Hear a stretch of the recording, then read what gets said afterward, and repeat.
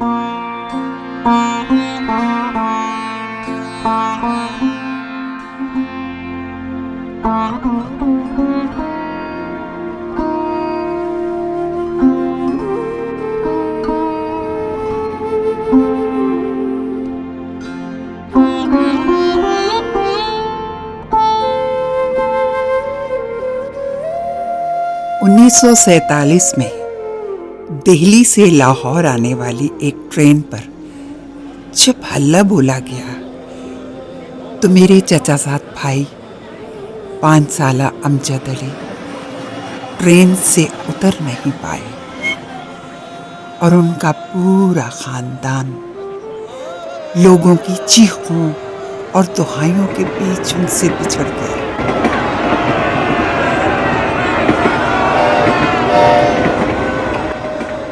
अमजद अली पाकिस्तान आकर पढ़ लिख कर डॉक्टर तो बन गए, मगर आज 80 बरस की उम्र में भी ट्रेन और स्टेशन से जुड़ा उनका खौफ और जज्बाती सदमा खत्म नहीं होता।